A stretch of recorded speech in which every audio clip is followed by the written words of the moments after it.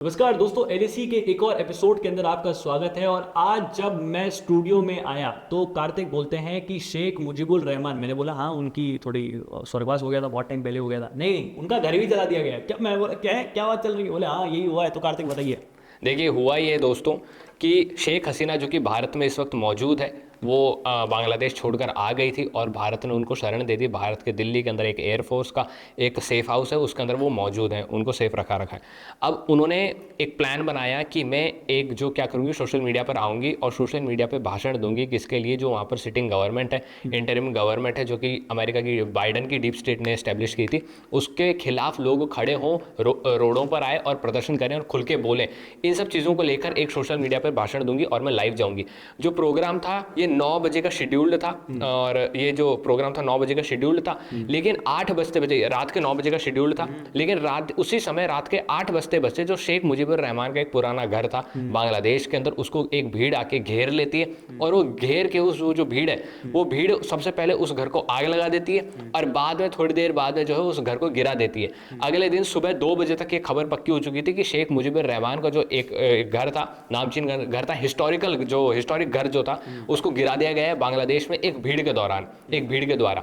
अब सेम चीज को लेकर बांग्लादेश की जो सरकार है, जो इंटरिम गवर्नमेंट है, वो क्या करती है? भारत को कोसती है कि आपकी गलती है, आपने शेख हसीना को अपने देश के अंदर रखा है, आप उनको हमारे पास भेज दीजिए। और उनके जो भाषण है जो वो दे रही है, उनसे हमारे देश के जनता है, उनके सेंटिमेंट्स हर्ट हो रहे हैं।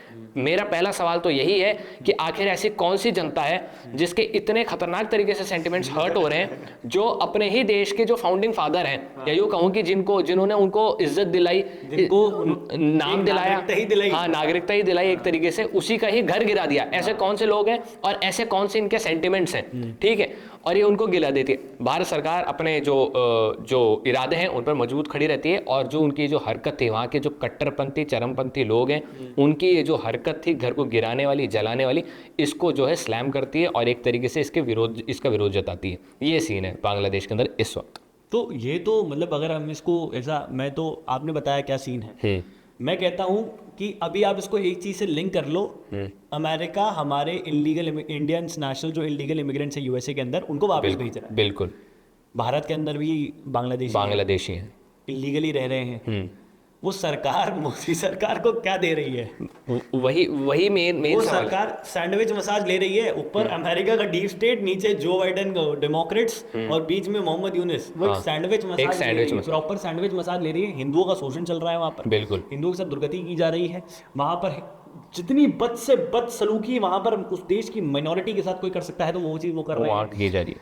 मैं कह रहा हूँ वो शेख हसीना भारत के ऊपर, इन सब के ऊपर आरोप लगा रहे हैं। आज भारत नहीं होता ना, तो बांग्लादेशी इतना कुछ कर भी रहे हैं, तो वो भी नहीं कर पाते। ये जो बांग्लादेशी यहाँ पर है ना, मैं कह रहा हूँ भारत सरकार को इनको बैठाइए बोट पर, रवाना कीजिए, रवाना कर देना चाहिए, खत्म कर देना चाहिए। It's useless. हमारे देश की कोई इकोनॉमी, कोई वो नहीं है, क्योंकि भाई आपने एक तो वैसे ही 12 लाख पे टैक्स माफ कर रखा है, फिर ये एक तो ना ये लोग रजिस्टर्ड है ना कुछ है, कोई किसी चीज में कंट्रीब्यूट नहीं करते हैं, कुछ नहीं करते, किसी भी चीज़ में कंट्रीब्यूट नहीं करते। मौका मिलता है किसी बॉलीवुड के वाले के घर में घुस जाते हैं, और वो भी चीज़ सच्ची है झूठी वो पता नहीं। तो ऐसे ही चलता रहता है। लेकिन देखिए, बेसिक सा पॉइंट ये है कि जो अभी बांग्लादेश के अंदर चल रहा है वो सच में बहुत गलत है। और जो शेख हसीना के साथ हो रहा है, मैं तो भारत सरकार को यही बोलूँगा कि एक बार थोड़ा हमारे देश के अंदर स्थिति नॉर्मलाइज हो जाए। और मेरे को भी कहीं ना कहीं, आपको कहीं ऐसा लगता है, या फिर मुझे कहीं ना कहीं ऐसा लगता है कि अगर इस पॉइंट पे भी 400 पार हो रहे होते, तो हम इस तरीके से इसको हैंडल नहीं करते। बिल्कुल, इस चीज़ को हैंडल नहीं कर रहे होते। और दूसरी चीज़ ये भी देखने वाली है, अगर जनता इस सिनेरियो को समझे, तो सिनेरियो ये समझ में आता है कि बड़े ही आसानी से बांग्लादेश के अंदर एक तो वो हो जाता है, इतनी अचानक से रिजीम चेंज हो जाती है, और इंडियन गवर्नमेंट, या यूँ कहें कि इंडिया की जो इंटेलिजेंस है, वो इससे जो है बेक ऑफ दिखाई देती है। मेरे को तो ऐसा लगता है। दूसरी चीज़ अगर मैं आपको ये कहूँ कि जो शेख हसीना है, ये मेरा पर्सनल राय है, ये निजी राय है मेरी, कि शेख हसीना एक सच्ची लीडर नहीं है। शेख हसीना को पता था, मतलब ऐसा है, क्योंकि उनको पता था कि तख्ता पलट होने वाला है। आर्मी उनके घर के अंदर घुसी थी और उनको कहा था कि आप निकल जाइए, आपको मार डाला जाएगा। भाई, ऐसा कौन सा नेता होता है जो अपने देश को लुटते हुए देखना चाहता है किसी और के हाथों? उनको उधर मैं तो कहता हूँ खत्म हो जाना चाहिए था। अगर वो मारते तो क्या होता? आप सोचिए, मैं जनता को कह रहा हूँ, आप थोड़ा सा सिनेरियो सोचिए कि एशिया के अंदर क्या होता। एक माहौल चेंज होता, सिटिंग प्राइम मिनिस्टर को मार डाला गया है, बहुत बड़ा माहौल चेंज हो जाता। बेसिक्स ये सब कुछ प्लान्ड है। शेख हसीना अगर वहाँ चाहती, आप प्रधानमंत्री हैं देश के, और एक दिन आर्मी जनरल आपके घर पे आके बोलता है कि चलिए जाइए, वो भी सिर्फ एक चंद भीड़। सब कुछ कंट्रोल में रहता है, ऐसा कुछ नहीं होता है। खैर ये सब बातें हैं, डेवलपमेंट है जो हम आपके लिए लेकर आते रहते हैं। आपको क्या लगता है, आपकी क्या राय है जो हमने कहा उस पर, आपकी क्या सोच बन रही है, आपका क्या मत बन रहा है, नीचे कमेंट बॉक्स में लिख के बताइएगा।